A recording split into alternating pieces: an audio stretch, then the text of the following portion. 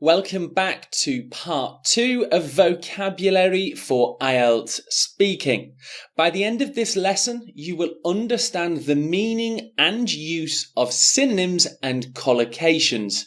These are two very specific types of vocabulary and language that, if used well, will help you score higher marks in your IELTS speaking test. Before we move on, I'd just like to talk about increasing the range of your vocabulary.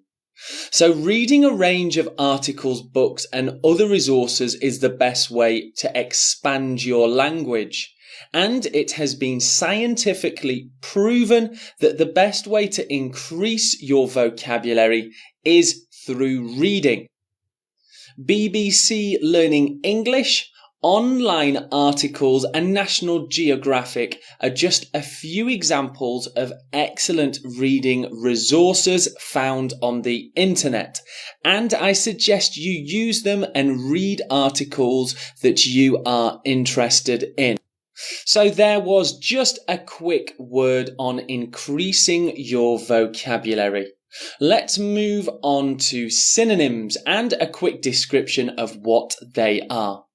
So synonyms are groups of words that are very similar in their meaning. They usually have a very close or shared meaning. And here are some examples of them. Dark. Some synonyms for dark would be gloomy, shady, pitch black. Hard-working. Industrious, determined. Sad, upset, depressed, down in the dumps. Here are some examples of synonyms, words with shared meanings. If we take a look at dark and pitch black, they're close in meaning but not exactly the same. Pitch black means zero visibility, whereas dark means just some visibility. So we can see that synonyms are just words that are very close in their meaning, and they will help you by keeping your language interesting and not repeating vocabulary too often in the IELTS speaking test. Let's take a look at a synonym activity. Here we have the word nice, which I do try and advise students to avoid, as it's not particularly exciting or interesting. Here are some synonyms for nice. Now let's take a look at an example part 2 question and some language from a student. So the topic is describe a gift you recently received. Here's the student's answer. My best friend gave me a nice gift last year. It was a signed copy of my favourite book. So what kind of synonyms could you use to replace nice with something a bit more interesting? Well, let's take a look. My best friend gave me a delightful gift last year. It was a signed copy of my favourite book. So we can see from these two examples that by using a more interesting synonym, our language is automatically upgraded, which in turn will result in slightly better scores in your IELTS speaking. Let's take a look at another example, and here we have happy. Can you think of any synonyms for happy? Here are some examples that I have added. And let's take a look at the part 2 topic. Describe a language you have learnt.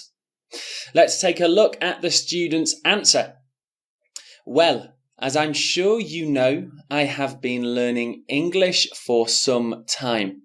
I am happy to now study for IELTS. Again, much like nice, happy is not really a very interesting, emotive word. So what synonym could we use in place of happy? Let's take a look at an upgraded, up-leveled answer. Well, as I'm sure you know, I have been learning English for some time. I am overjoyed to now study for IELTS. A much more interesting piece of vocabulary. And now let's take a look at bad. What other synonyms, more interesting words can we use for bad? Okay, let's take a look at the part 2 topic, which is describe some music that you like. Okay, let's take a look at the student's answer. I love any music with guitar. I've been learning to play too, although my progress is pretty bad. Okay, not a bad response to this question, but I think we can replace bad with something a bit more interesting. I love any music with guitar. I've been learning to play too, although my progress is pretty awful. Much more interesting. Now, as I said before, not all synonyms have exactly the same meaning. So it may be that a synonym doesn't quite work in place of something else. For example, my progress is pretty awful. That works well. But what if I change it for the synonym rough? My progress is pretty rough. It doesn't quite work, so you need to be careful in your use of synonyms. Again, by reading every day, you will be able to widen your vocabulary and have a better understanding of synonyms. Let's move on to take a look at collocations. So what are collocations? Well, collocations are words that are often paired together. So you find these words close to each other in a phrase. They will help you sound more natural in your speaking. Let's take a look at a few examples for take. Take time. Take a break. Take a taxi. So these are common collocations for take, common words that are paired together with take. And using collocations will make you sound more native. Let's take a look at get. Get drunk, get married, get ready, get permission.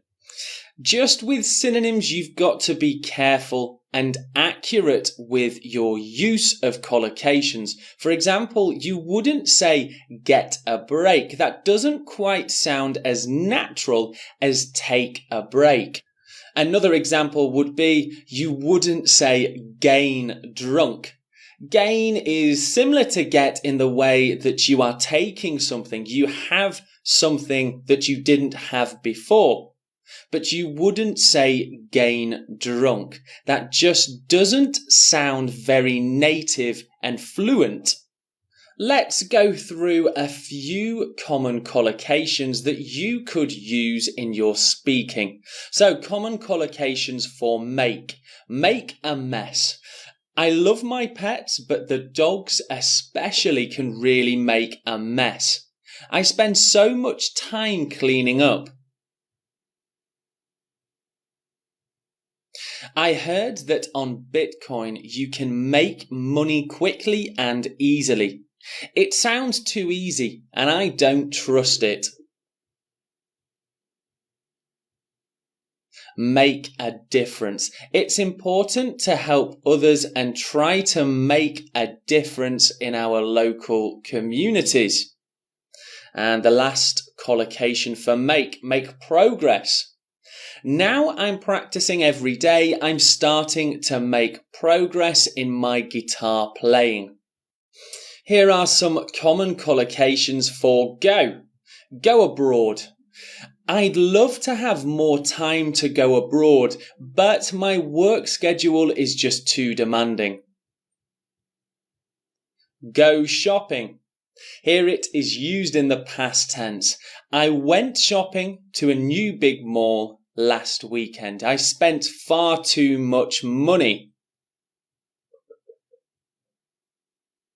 When I see my favourite musician playing, I kind of go crazy. You could call me a real fan. And the last one, my teacher told me to really go for it and study as much as I can before the test. Now, just to clarify this meaning, go for it, it means to try 110%. That's a really native sounding phrase and collocation. So maybe you could try and use this in your practice speaking. Go for it. Give it a go. Okay, so that is an explanation of what collocations are with a few common examples that you could quite easily use in your speaking too. Now, as some further reading and an activity I would like you to complete, go to Google and research common collocations. Try using them in your speaking. Okay, so that brings us to the end of this lesson on vocabulary for IELTS speaking. As always, if you have any questions, please go to the Q&A section of the course. See you in the next lesson.